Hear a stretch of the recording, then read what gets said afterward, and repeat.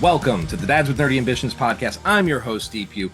I have the honor, nay, ladies and gentlemen, I have the pleasure of having two of the most phenomenal people out there. Guys, they are living the nerdy dream right now. We have Aiden and we have James from Night Crew Games, and you guys have done your very first Kickstarter, and you are blasting it. You met your guys' pledge in 19 minutes. You guys are the team behind a Kickstarter called Cyberpunk Legends, Into the Night. Cool title, by the way. Props to you on that one. And as of this moment, I want to let you guys know, as of this moment, at the time of this recording, you guys have made $847,440. You have over 5,726 backers on this. Dudes! Like, props to you guys. First off, welcome to the show, and thank you guys for being on. Second, how does that feel? Incredible. Ask me in a week. Right now, it feels exhausting. I'm sure it'll feel amazing 10 days from now. Yeah, no. So I've been talking to a fellow compatriot of yours, Irene, who unfortunately couldn't be on the show tonight. I hope she is feeling better. But like, when I got a hold of this, I got whiff of this, I was like, holy cow, guys, this is amazing. This is looks so much fun. So before we get into the product itself and before we get into Night Crew Games, I like to know, like every good superhero or possibly supervillain, Aiden, you kind of look like you have that villain vibe over there. I'm a what's your guys? I was going to say I'm forever DM, so I've played many a 100%. villain. I have. You know what? You are the true hero, sir. As one DM to another, there is no greater hero than the forever DM. So what's your guys' origin story? We'll go, Aiden. We'll start with you since you're the forever DM. We got to get your voice out there first. Sure. Well, yeah, how did you end up on this project? It was funny. I met him through our local game. I met James through our local game store. We met, and actually, very funny. The first time I met him, he left his ID at the restaurant that I was working at. Oh. And my buddy Terry, who runs the local game store, shout out to Terry, was like, hey, you have James's ID. He's at the Magic Draft right now. So I brought him his ID, and eventually we started chatting, and I ended up playtesting with him and Terry one of the earliest bones of Cyberpunk Legends, what would eventually become called Cyberpunk Legends. And I went out of my way to write a module for it, like my own like scenario deck adventure for it, whatever you want to call it. Because he had been mentioning, oh, I need like another designer or two to like help me work on this thing. But I didn't have a ton of experience, mostly just hobbyist experience doing stuff like that. So I went out of my way and did that and send it to my buddy Terry and be like, hey, you think this is any good? Should I show James this? And without asking me, he went, oh, by the way, like a month later, he went, oh, I sent that to James, by the way. And I went, oh, okay, cool, sure. And then James hit me up and was like, hey, do you want to do this? Do you want to work on this? And so, yeah, I started doing it part-time for a little bit with him. And then we've worked on a bunch of stuff. In the meantime, video game projects and this over the past like almost 5 years now, I think. Yeah. Wow. So you guys not only are doing this, you guys are staying busy in a lot of other areas. Good for you guys. Like, props to you. Yeah. So James, sir, you are the creator, the god of this world, of this creation here. You are the forever DM of this, sir.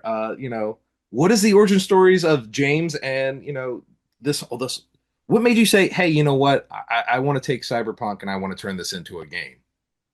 All right. First off, I definitely want to acknowledge the rest of the team. Like, this has been a team effort. I started this for a couple of years myself, and then it was me and Aiden. And then when it became a real thing, there's a lot more people. It's more than one person could ever handle. That said, my origin is very silly. how far back do you want me to go? Well, Okay, I'm gonna go go all all the way the way back. back. Go Let's do do it. it, dude. Yeah. So I was literally 12 years old playing Mhm, Magic with a mhm, buddy, and mhm. I remember flipping over Frozen Shade and reading the text at the bottom of the card. And at that time, they would quote um, famous books, right? And it was so different than anything I'd been reading. I went out and got that book from the library.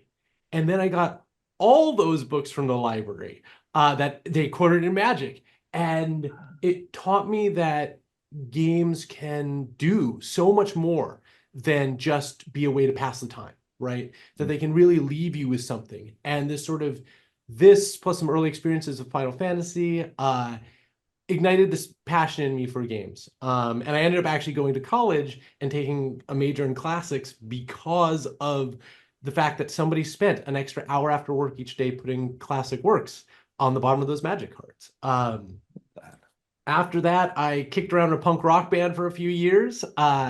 And when we all went our separate ways, I had to ask myself, what had I spent as much time on as banging a guitar? And I was like, video games. Um, I almost became a lawyer actually, and I was playing Catan with a buddy of mine, and he told me about this master's program at CMU, his alma mater, where they were just starting up this program for people to learn how to make games. Uh, and there was no time to actually take the test that they wanted to get in. So I put together a box of everything I'd ever done. I put in my CDs, I put in my LSAT scores. I made a rule book for a game that didn't exist, and I sent it off to them. And I was like, well, if they accept this, then it's just fate. I'm going, right? So I went and I got out of there, and I became a designer at Activision, and I was working on the Call of Duty series. And through no talent at all, just through luck, I ended up working on the biggest games in the world like 3 times in a row. I went Call of Duty, did some League of Legends, did some Farmville. And yes, I did say Farmville. No, no. I'm going to pause you there just for 1 second because we might have a mutual friend. Now, were you a designer or were you a writer for the Call of Duty games? I was a designer. Okay. Did the name David Deitch ever come up by any chance? That name sounds super familiar. That is a long time in my past, but that name sounds super familiar. So Uh, he is a guy I served with in the Navy. He's a good friend out there in California, and he was one of the writers for the Call of Duty game. we probably have run into each other at some point. I was working on in a specific design division No, that no, was that's doing freaking prototype cool. stuff, but that's very cool. I'm sorry to interrupt you. It just like I was No, like, oh my gosh, no, like small world.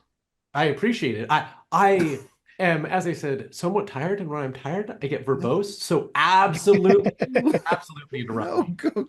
Um, but I've consulted for a lot of years, done a lot of other Mhm. stuff. Life has taken some weird paths. I started up a YouTube channel to see if we could take all the techniques that we've learned from making games and do Mhm. something more with them. And now it's a channel that teaches history to, 4.5 million followers every week, employs 15 Love people that. making animated history videos. So that's like my side gig. And then when the pandemic rolled around, I, like everybody else, I was stuck in the house. I wanted to have something to play with my friends when I got out, but I've always loved making tabletop games. In fact, when I was doing the punk rock band, my first experience in games was working on card games to pay for our rehearsal space. But I wanted to do something tabletop. It was raw design. It was something I could do by myself without engineers, without anybody else around. Um, and I was trying to figure out, I was looking for a game that we could all play, but I knew, given my friend group, some of the big box games that I love, well, nobody's really going to spend an hour to learn the rules and 2 more hours to set up the thing. And so I was looking for something like Arkham Horror or whatever, but quicker to set up. And I couldn't find it. So I was like, well, I got nothing else to do. I'll just start building it. I And love I've it. known Mike for years and years and years. And when the pandemic was over, I, of course, was sitting with him, playtesting the thing. And we get like most of the way through the first scenario, and he turns to me and goes, James, we should do this with Cyberpunk. And I was like, okay, I guess we should. Um, and at that point, right, that's when I start bringing in a team and being like, well, this is no longer a hobby, fun side project. This just became a real thing. Let's do it for real. So you're taking on the cyberpunk world. This is a very known, RPG. It is a, video game. It has Wait, miniseries. It there's a has video game? just a mini, maybe. I don't know. Sorry, messing But messing with hosts is one of my I love it, dude. This is great. I love this. This is the kind of nerdy camaraderie. This is makes me all bubbly inside. I love this. Nothing but love, my guy.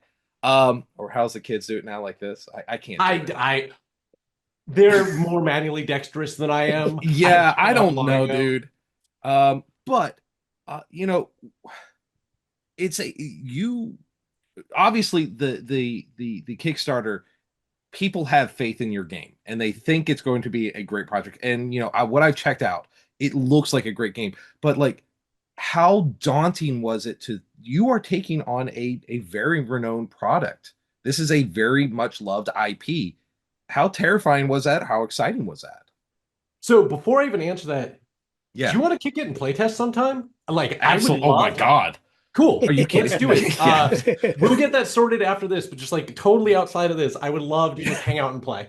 Um, you honor me, so sir. uh it was I mean it is a daunting world that people have lots of expectations for. Mhm, I talked to Mike and the crew at Artal, and one of the decisions we made is that we were going to be set in 2012. We were going to be set in the very beginning of the timeline, mhm, right at the moment where a lot of events start to occur that are going to have a huge impact 65 years later, right? mhm. Um, but that also freed us up a little bit because it is pretty uncharted territory. There's not a lot of stuff there. Uh, and so we got to explore, some of the early days of these characters that you know well, but also a period in the city that doesn't quite have the strict borders that Mhm. some of the later parts of the timeline do. Um, but whew, doing right by this was very important to me. And we have done many, many iterations because I wanted to both do right by this and the Mhm. genre as a whole, because I love cyberpunk as a genre too. Yeah, luckily, Artel also very helpful in pointing out whenever I've written something where I go, "Oh, can I put this company here?" And they go, "No, no, no, that company doesn't exist for 5 more years. They're I, they're I they're was established in 2017, not in 2012." I Yeah, go, I was "Oh, actually going to ask dang you it." that. How much freedom did you guys have with like the lore? Because Artel is the holders of the IP. Like, how much freedom did you have in terms of lore, like reinterpretation, new characters? Like, were they very like protective, or were they a little more lenient? No, there are IP stories that I cannot tell live on a Mhm, recording from other companies. understandable.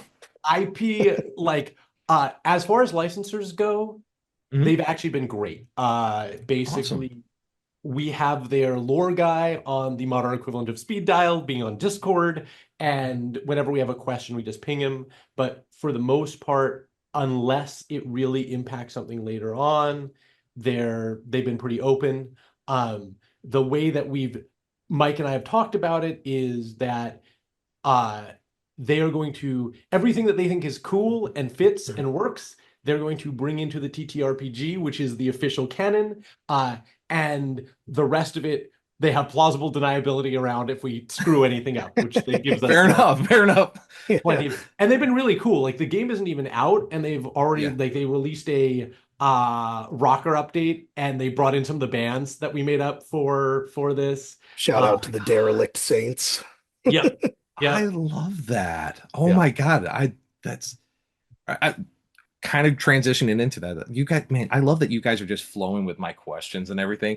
Because my next question for you is going to be, how do you kind of balance like fan expectations? Because there is a lot of hardcore lore people out there. Do who want that accessibility? They want to be able to like delve into it. So you hit him first with Hot Johnny, who is blonde and looks like Billy Idol playing a bass. And then when you explain why that is actually lore valid, people seem to be okay with it.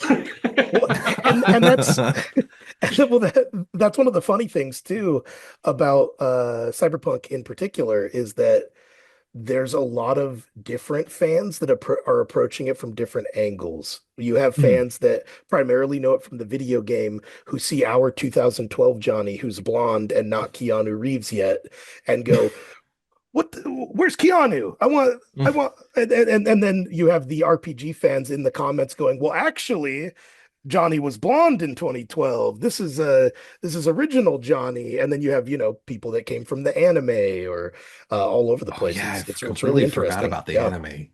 Oh my gosh, yeah. Like it's so much that you can actually guys are delving into, and I think that's so much fun. Um, you know, you kind of, we've talked about it. You mentioned like you're doing like a top-down design for this game, right? You guys are, starting from the narrative, you're developing emotional moments and you're building the mechanics around them. What are some of the examples that you really wanted to show, and how do they follow with the mechanics?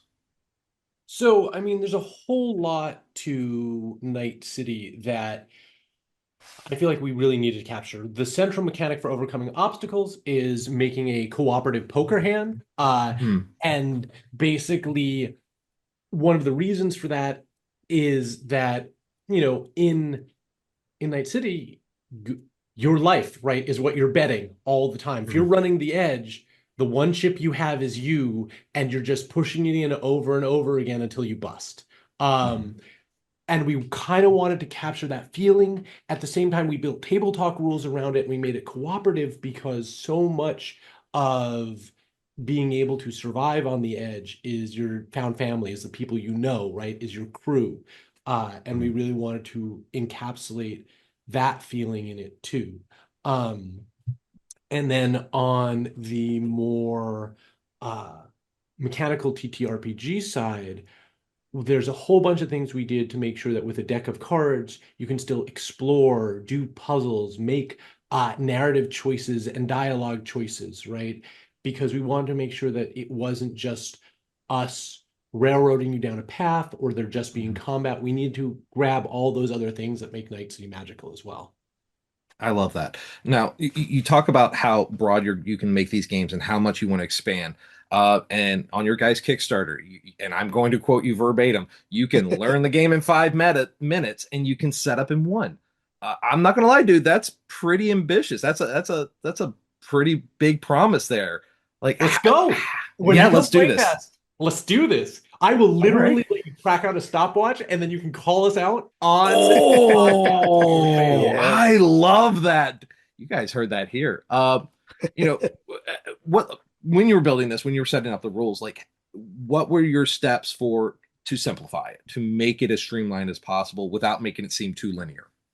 So, one of the advantages of a card game is that you can actually offload a lot of the rules text to the cards. And Mhm. since you're going through the scenarios in a linear order, there's a lot of things that I don't ever have to teach you in the rule book, right? Like our game's a campaign game. It's got leveling up, it's got deck building, it's got all this stuff.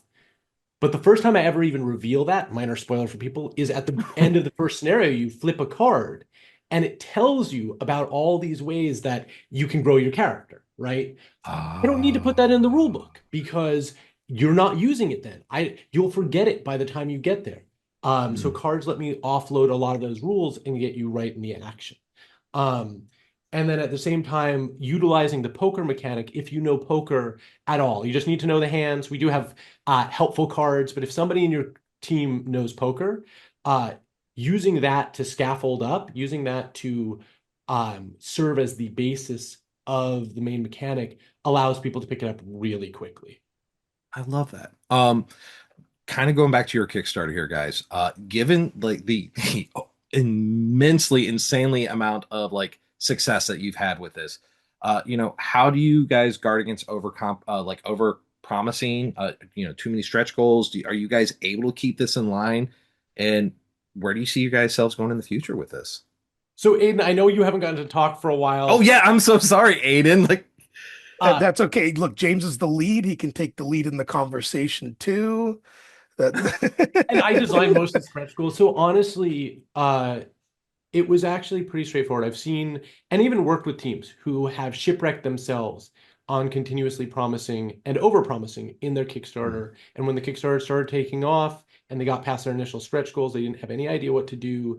And so started promising things that they'd never play test, right? mm, Um, my approach was fundamentally different. I wanted to use the stretch goals to make the game better for everyone. So instead of having stretch goals like, oh, we're going to add some new cards to the game or a new mode or, this thing that wasn't there before, we're doing things like, okay, if we hit these targets, we are going to localize the game or put dividers in the box that are going to make it easier to organize the thing for you, or localize the game to a bunch of languages, or build a tabletop simulator version so you can share with your friends and play across the world.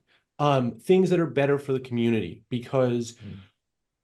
one of the things that I wanted to get out of the mindset of with Kickstarter is there's one very often a drive to FOMO. I don't want that. I don't want to do a bunch of Kickstarter exclusives where people feel like they missed out.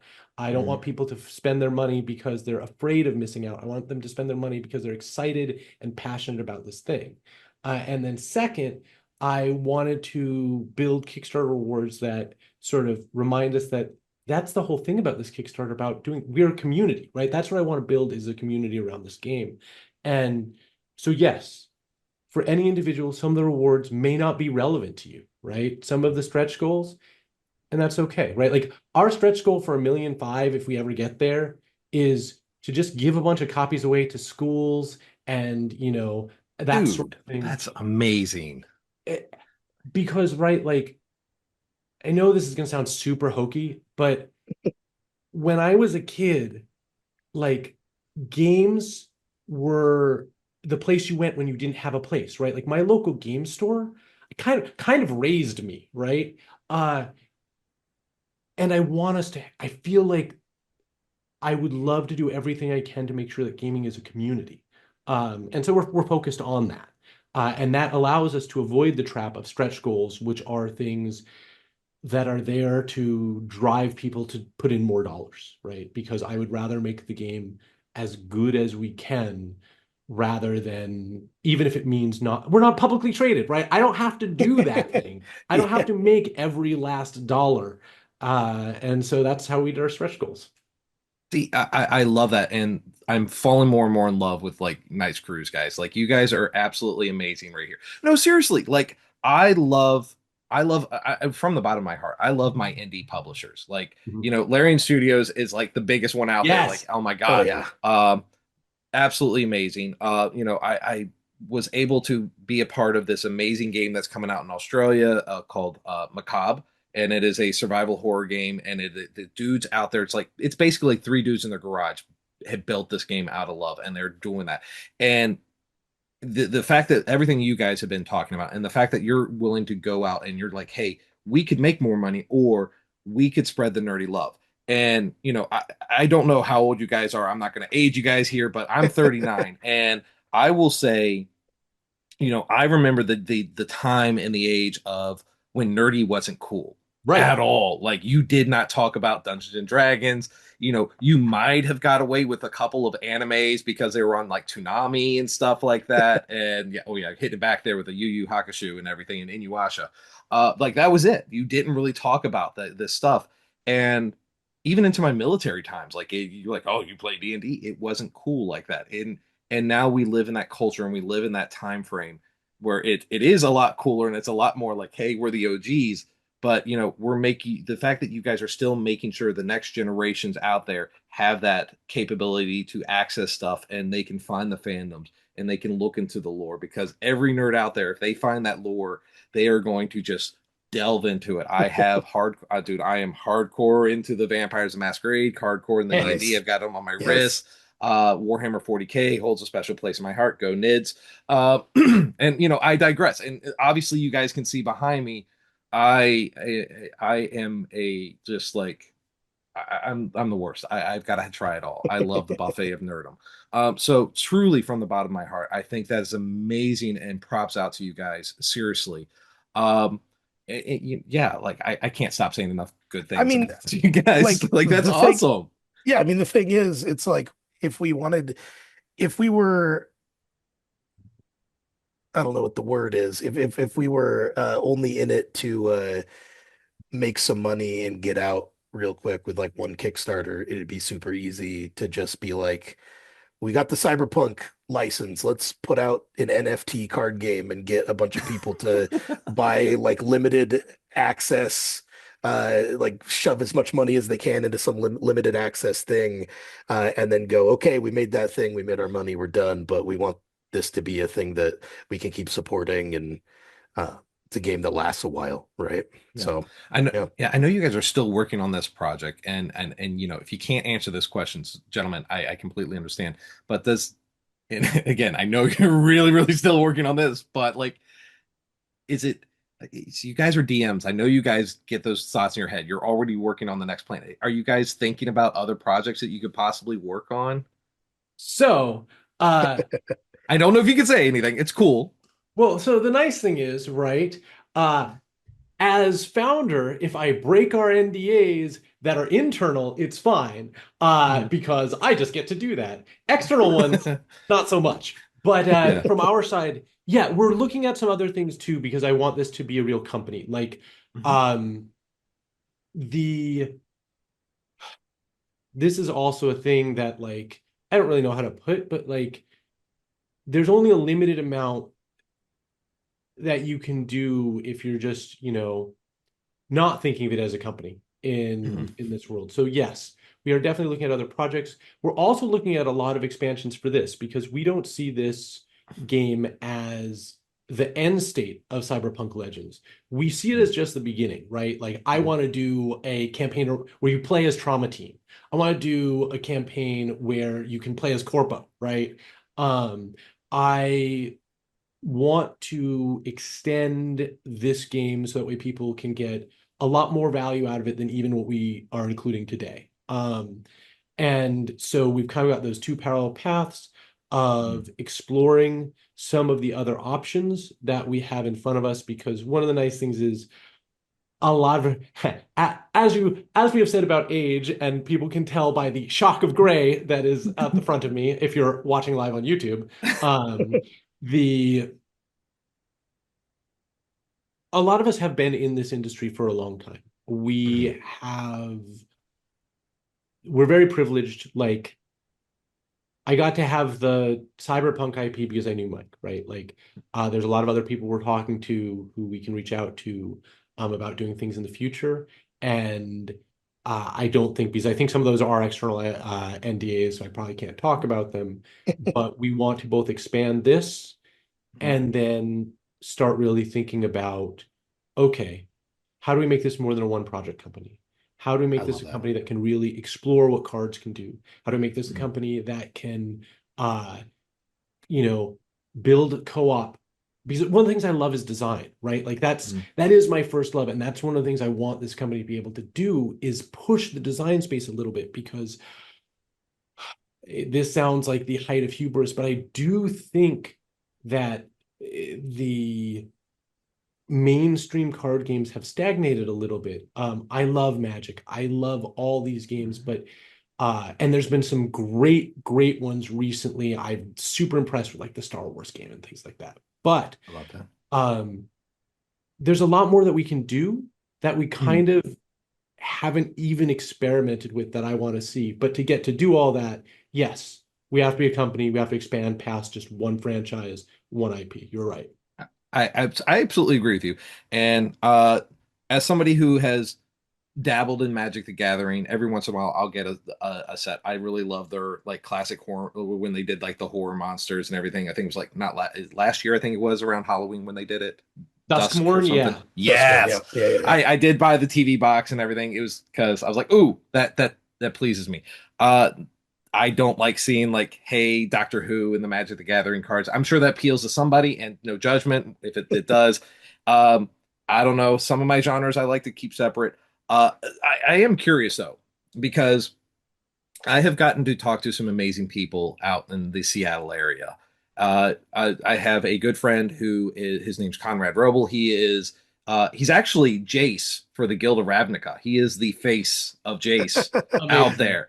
And there's another lovely lady who's out there. She's actually been a bunch of cards too, and they're both from Seattle. I've gotten to talk to Matt Dinneman and Jeff Hayes, who are like the dungeon crawler guys. So what is it about Seattle? Like, is that just like the West Coast, like nerdy Nirvana up there? Is that just like the place to go to? Like, I'm not trying to stereotype you guys here, but like all I think about is Nirvana and like not ironically, I know I said Nirvana. So like you guys are stereotyped as like grunge rock and dark coffee Well, and Starbucks. not to lean into the stereotype more, but I'm James is from Seattle. I am from Aberdeen, which is Kurt Cobain's like the only notable person from Aberdeen. So I think we've got a Not football anymore, player or Aiden. two. Yeah, exactly. Here we Yes. go. But yeah, I love the Pacific Northwest in Mm. general. This whole area, all up the coast. There's a ton of great, incredible, creative people and really good communities too. There's like everywhere you go, there's cool game stores and groups of people doing things. And if Weird you want sweet, artists. like Yeah. Oh driving through yeah. some of the forests here when like the clouds are right above the trees, it is phenomenal. I love that. But Mhm. I think the reason is actually the same that you get a big video game community here. If you look back at sort of the history of Seattle, you see that by chance, Microsoft ended up here, right? And then Microsoft ended up employing a huge number of engineers. And about 10 years later, a lot of those engineers are leaving Microsoft and starting their own thing. And so you get a bunch of video game companies by people who had Microsoft money and had been building these things, or at least building software for 10 years. We had a strong, and people came from all over to move here to work for Microsoft. And so we had this just incredible talent pool sitting here. And then if you look at Wizards of the Coast, right? Same sort of idea. You'll see that a lot of the game companies, especially a lot of the second gen, and not some of the newer ones, but like some of the second Mm. gen game companies in Seattle, it's all ex-Wizards people, right? Ex-WotC people. And we have this thing where per capita, you have more trained game designers in Seattle than maybe anywhere else in the world. Um, and you got to figure out something to do with them, right? Like it's Fair just enough. the talent is here, not because of anything specific other than the fact that very early on, we lucked into having one of the huge hubs of gaming and game design that could train more people, that could pay people to learn how to do this thing. Um, and that just spawned everything that's happened since. That's awesome. It's almost like the nerdy version of if you build it, they will come. Mhm. Is If you design it, they will play. yes, there you go. I love that. If I'm not mistaken, too, I think Privateer Press, which built the War Machine and Hordes, I think they're up there too. I might be mistaken. There's And yes, Yes. I mean, we could go through the list. There yeah. is so much here, and it continuously surprises me. Every once in a while, I'll run into somebody and we'll be talking, and I'll be like, I love your game or whatever. And then they'll be like, oh, yeah. And I'm in Seattle. And I'm like, oh, well, I guess we should just go get coffee sometime. Dude, I'm gonna have to make a trip up there now because I love the idea of that and I love seeing all this kind of stuff. It I as much as I want to keep talking about like just Seattle itself, I'm sure it's such a great place to be. I want to get back to your guys' Kickstarter. Man, I slur my words here, guys. My bad. Um, Kind of going to your Kickstarter and knowing where you guys are now because you are almost at the end of it. And if you could go back in time right now and go back to before you started the Kickstarter and you to that moment where you said, "Hey, let's do a Kickstarter," what would you do differently? I would make the assets for the Kickstarter page way earlier, like 2 months earlier. This is a not fun design or game design answer. It is a purely logistical answer. But yeah, I was finishing making some of the assets like weeks before uh the Kickstarter launched, and we were like, we have to have this like done now. And um I was pulling some hours to make sure we had those done in advance so that we weren't, adding necessary elements to the Kickstarter page the week we're supposed to go live or whatever. Well, and I was working on hooking up the back end like 3 a.m. the night before. And frankly, I screwed up some stuff. And then Kickstarter the next day told us, yep, there's no way to ever fix it now that you're live. Oh my gosh, Yep. terrifying. But Yeah. Yep. that said, and like there's a bunch of other stuff, right? We talked about being a company, and I think that you do have an obligation to the fans to try to be a serious company, right? And part of that is like my life right now is all biz dev. I scrambled to raise a bunch more money so we could run more ads, right? Because as boring and terrible as that is, that's how you reach out to people, right? Like, unfortunately, in the modern world, it's just necessary. And we have people all the time who are saying, like, oh my God, I just found this. And I can track where they came from, right? And a lot of it's through the ads. So we need to do stuff like that. There is a lot of things that this also opened the doors on.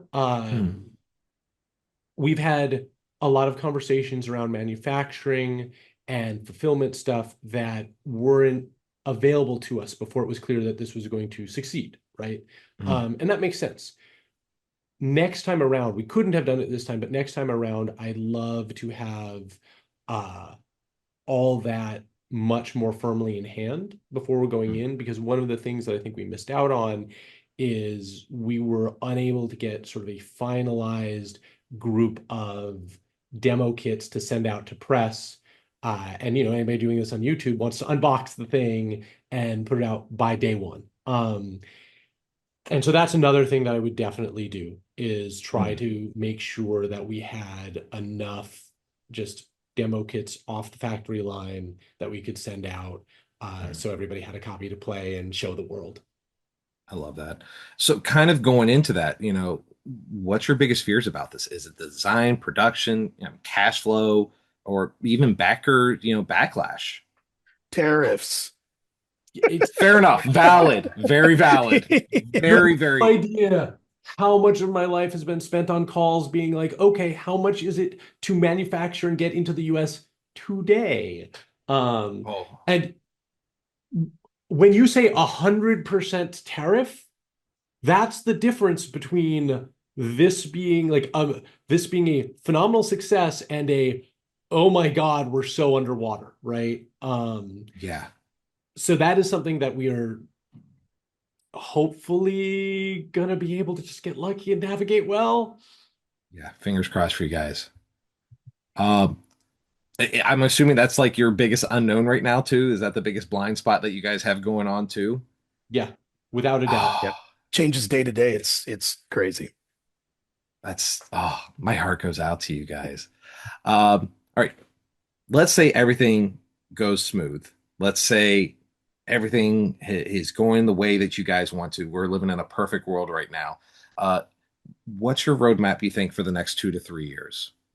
Is it going to be continuing this game, or are you going to start, you're talking about potentially other projects? Are you just going to start finagling into that as well? Or you think you're going to be doing? So I do want to grow the company um, in a somewhat ambitious fashion, right? Mm. I want to fully support this game, but like I've been training up Aiden specifically for several years so that way I can go here. You start making scenarios, like you don't need me anymore. Go make Yep. some scenarios for this, right?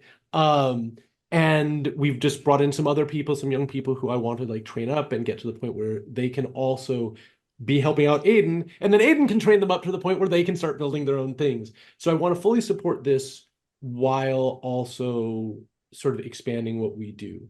Mm.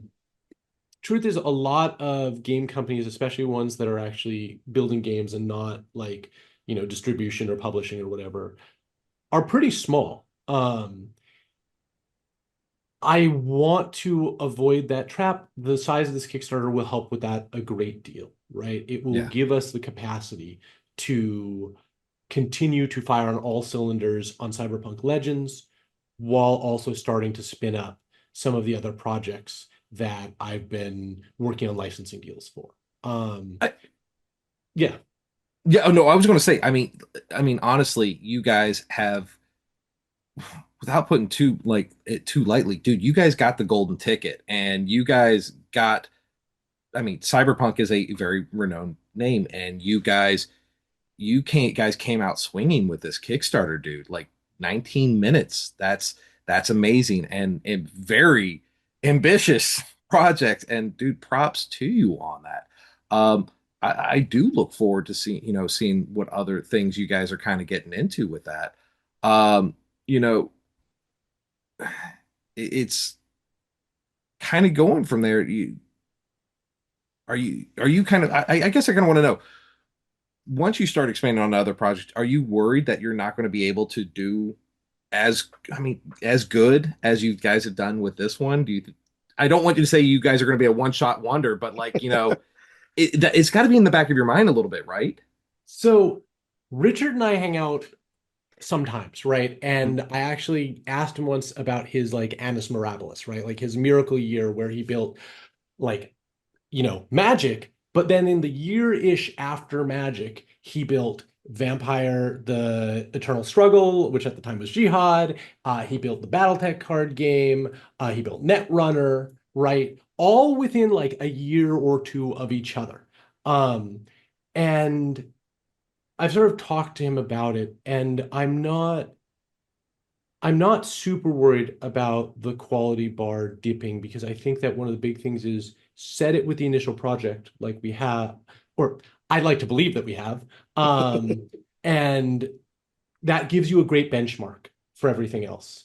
And so that's where we're at. And I think that there is a space where, I mean, Wizards of the Coast is a great model, saying, okay, we've got the core design. We can train people on this design. We can get people, now that the fundamentals are here, to build very good versions of this, to do really interesting things with it, while at the same time, like, some of the creative direction is focused on making sure that we're also spinning up a new, different thing for people to experiment with and play with. I love that. Um, Gentlemen, I think this is a perfect spot to wrap it up. You guys have been absolutely amazing, and I look forward to your future endeavors, and I'm looking forward to this game. Where can the good people out in the Nerd Nation find you guys? So we are Night Crew Games, but if you check on Kickstarter for Cyberpunk Legends, that is absolutely the best way to find us, or at least find the important part being the game. And if you don't mind, I actually want to shout out for the crew at RTAL. They also just released a single-player version of the tabletop RPG for Cyberpunk. So if you're into Cyberpunk, but don't have a crew to run with, it's pretty cool. So I would check out that too. I love that. Yeah, Aiden, any final words? I mean, James hit basically everything. Shout out to everybody on the team who's been doing amazing work. And yeah, thanks for having us on. It's been a Dude, blast. it has been a pleasure. So let's go ahead and let's wrap this up on our side. As always, please like, subscribe, and follow us wherever you're listening to podcasts. And if you are listening onto Apple or Spotify, please remember to rate and review. We need them, we crave them, we love them. We're also on Instagram and Facebook, so please remember to like and follow us at DNA Pod or on our webpage, www.nerddnapod.com. I'm your host, DPU. I have been joined with Night Crew Studios, James and Aiden. Gentlemen, thank you so much for being on the show today. Thank you for having us. This was awesome. Yeah, great time. Thank you and good night.